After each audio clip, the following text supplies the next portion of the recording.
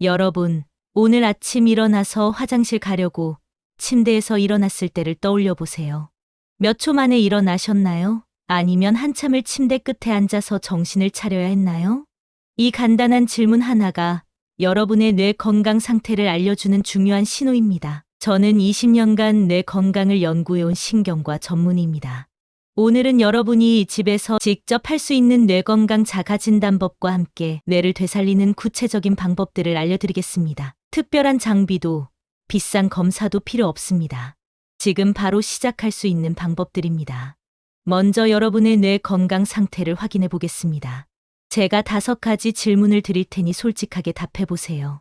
첫 번째, 이름이 입 밖으로 나오지 않아서 그 사람이라고 말한 적이 최근 일주일에 몇 번 있으셨나요? 두 번째, 냉장고 문을 열고 서서 내가 뭘 꺼내려고 했지? 라고 생각한 적이 있으신가요? 세 번째, TV 드라마 줄거리가 어제 본 내용인지 오늘 본 내용인지 헷갈린 적이 있으신가요?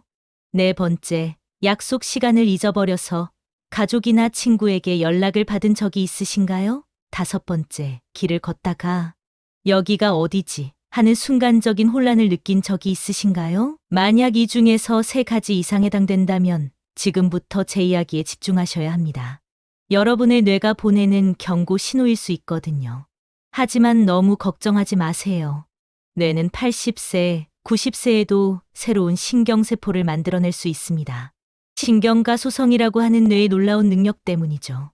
오늘 배우실 방법들을 실천하시면 여러분의 뇌는 다시 젊어질 수 있습니다. 제 외래에 오신 71세 한영숙 님 이야기를 들려드리겠습니다. 이분은 6개월 전부터 자꾸 물건을 잃어버리셨대요. 안경을 찾다가 1시간을 허비하고 열쇠를 찾느라 외출을 포기한 적도 있으셨죠. 가족들은 치매가 아닌가 걱정했습니다. 하지만 검사 결과 치매는 아니었어요. 대신 뇌의 혈류 속도가 현저히 느려져 있었습니다. 뇌에 산소와 영양분이 제대로 공급되지 않고 있었던 거예요. 원인은 의외로 간단했습니다. 물을 거의 마시지 않으셨고, 하루 종일 소파에 앉아 계셨고, 밤에는 스마트폰을 보다가 새벽 2시에 주무셨어요. 저는 한영숙님께 3가지만 바꿔보시라고 했습니다.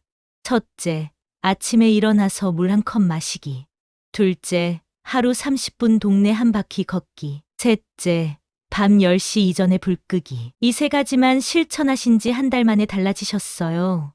물건을 잃어버리는 일이 확 줄었고 대화할 때 단어가 더 빨리 떠오르셨대요.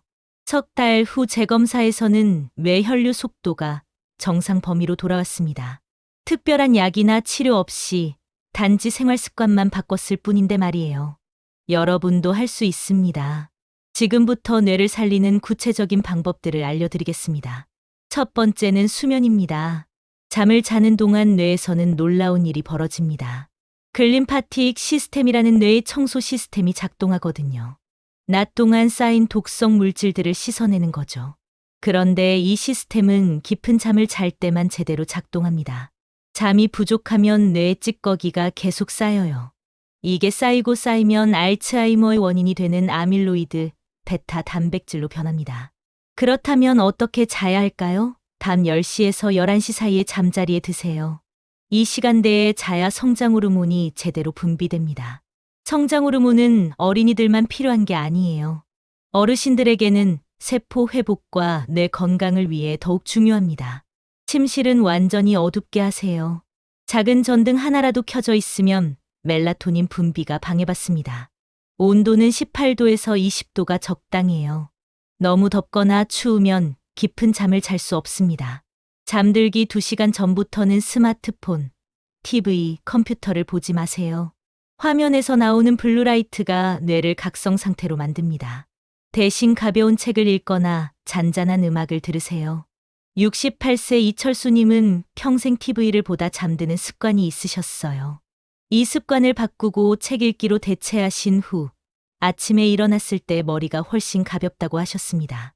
낮 동안의 집중력도 좋아졌고요. 두 번째는 운동입니다. 운동이 몸에 좋다는 건 다들 아시죠? 하지만 운동이 뇌에 어떤 영향을 미치는지 아는 분은 많지 않으세요. 걸으면 심장이 빨리 뜁니다. 심장이 뛰면 혈액이 온몸을 돌아요. 이때 뇌로 가는 혈류량이 30% 이상 증가합니다. 뇌에 산소와 영양분이 풍부하게 공급되는 거죠.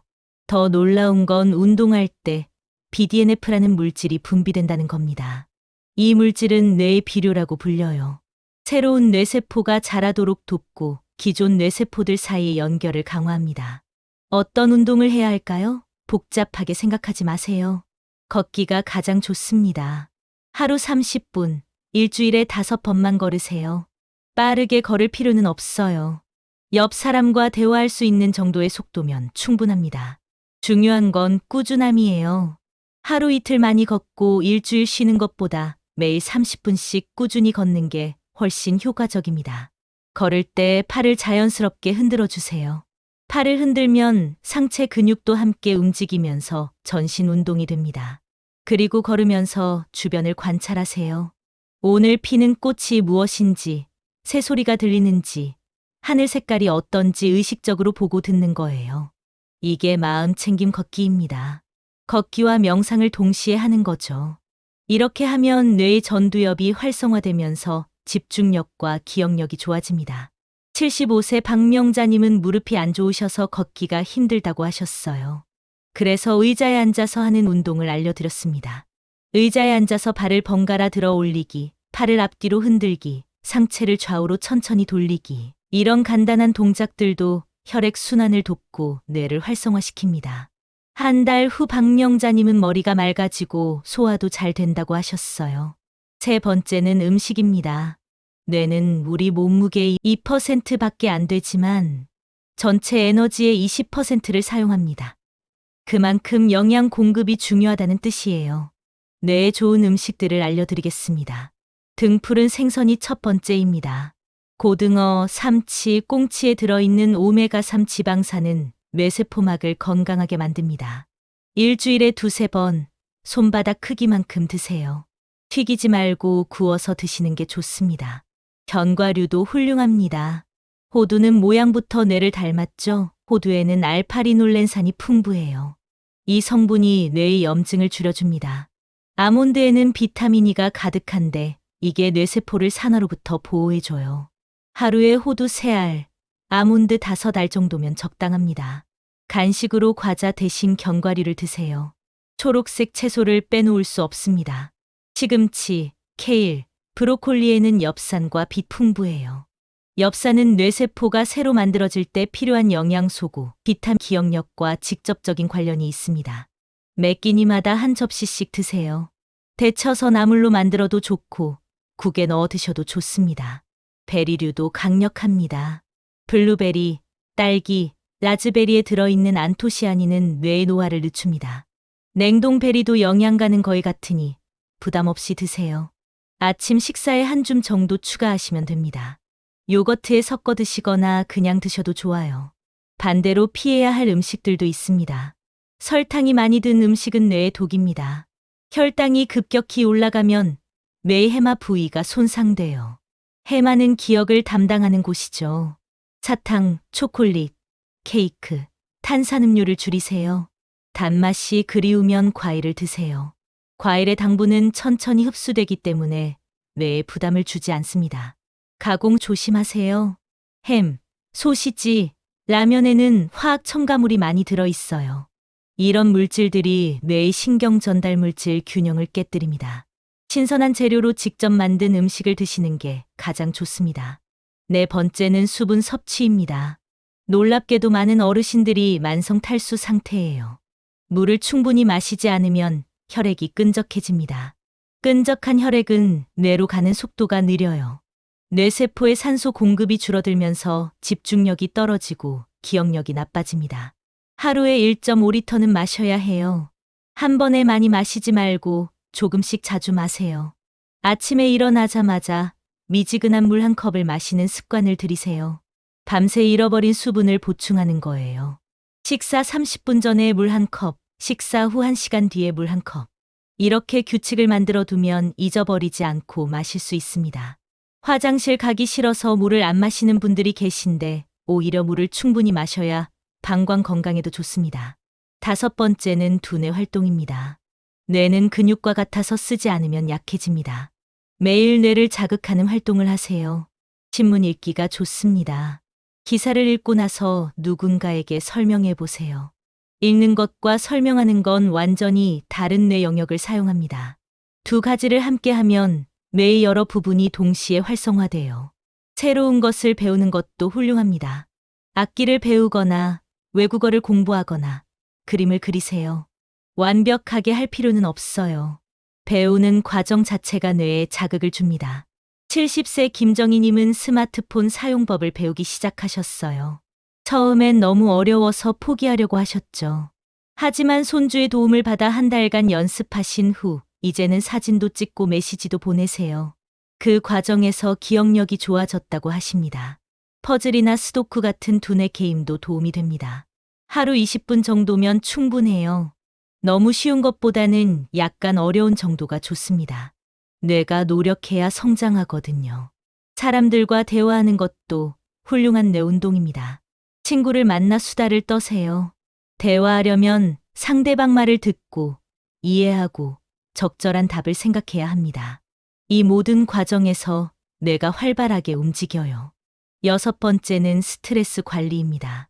만성 스트레스는 뇌의 해마를 위축시킵니다. 스트레스 호르몬인 코티솔이 계속 분비되면 뇌세포가 손상돼요. 스트레스를 완전히 없앨 수는 없지만 관리할 수는 있습니다. 호흡법이 가장 간단합니다. 코로 천천히 4번 세면서 숨을 들이마시고 7을 세면서 참았다가 8을 세면서 입으로 내쉬세요. 이렇게 5번만 반복해도 마음이 진정됩니다. 명상도 좋습니다. 복잡하게 생각하지 마세요. 편안하게 앉아서 눈을 감고 호흡에만 집중하는 거예요. 5분이면 충분합니다. 처음에는 잡념이 많이 떠오를 거예요. 그럴 때마다 부드럽게 호흡으로 주의를 돌리세요. 73세 조순자님은 명상을 시작한 후 밤에 잠을 더 잘 주무신다고 하셨어요. 낮 동안의 불안감도 많이 줄었고요. 웃음도 강력한 스트레스 해소제입니다. 웃으면 엔도르핀이 분비되면서 기분이 좋아져요. 코미디 프로그램을 보거나 재미있는 책을 읽거나 유머 감각이 있는 친구를 만나세요. 억지로라도 웃어보세요. 뇌는 진짜 웃음과 가짜 웃음을 구분하지 못합니다. 7번째는 사회적 관계입니다. 외로움은 뇌 건강에 큰 적입니다. 혼자 있는 시간이 많으면 뇌 기능이 급격히 떨어져요. 사람들과 어울리세요. 동창회에 나가고 복지관 프로그램에 참여하고 종교 활동을 하세요. 자원봉사도 좋습니다. 남을 돕는 행위가 뇌에 긍정적인 영향을 미칩니다. 가족과의 대화도 중요합니다. 자녀, 손주들과 자주 통화하세요. 영상통화도 좋아요. 얼굴을 보면서 대화하면 뇌의 여러 영역이 동시에 활성화됩니다. 77세 정태수님은 혼자 사시면서 우울증이 왔었어요. 제가 매일 복지관에 나가시라고 권했습니다. 처음엔 귀찮아 하셨지만 한 달 후부터는 스스로 나가시더라고요. 친구들이 생기고 웃을 일이 많아지면서 표정이 밝아지셨어요. 이제 실천 계획을 세워보겠습니다. 한꺼번에 다 하려고 하지 마세요. 이번 주에는 한 가지만 시작하세요. 가장 쉬운 것부터 하는 게 좋습니다.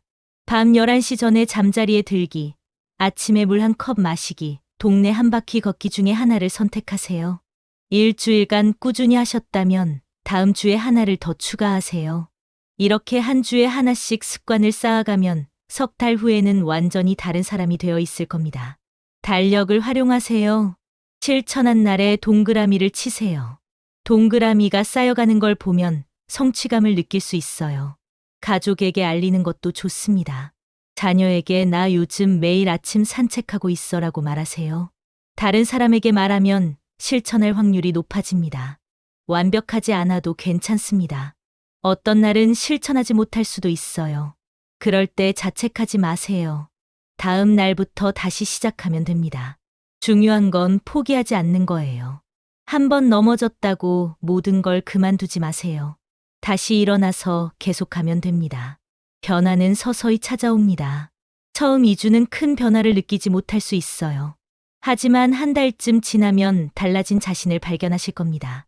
아침에 일어날 때 머리가 가볍고 낮 동안 졸음이 덜 오고 대화할 때 단어가 더 빨리 떠오르는 걸 느끼실 거예요. 석 달이 지나면 주변 사람들이 알아챕니다.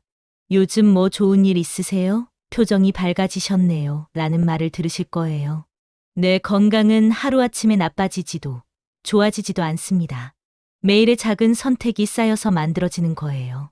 오늘 뭘 먹을지, 오늘 몇 시에 잘지, 오늘 누구를 만날지. 이런 작은 결정들이 10년 후 여러분의 뇌 건강을 결정합니다.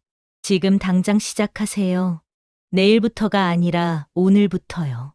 지금 이 순간이 가장 젊은 때입니다. 여러분은 할 수 있습니다. 80세에도 새로운 것을 배울 수 있고, 90세에도 기억력을 개선할 수 있어요. 나이는 핑계가 될 수 없습니다. 제가 만난 수많은 어르신들이 증명했어요. 작은 변화가 큰 기적을 만들어냅니다. 여러분의 건강한 뇌와 행복한 노년을 진심으로 응원합니다. 오늘 배운 내용이 도움이 되셨다면 구독과 좋아요 부탁드립니다. 주변의 소중한 분들과도 꼭 공유해 주세요. 감사합니다.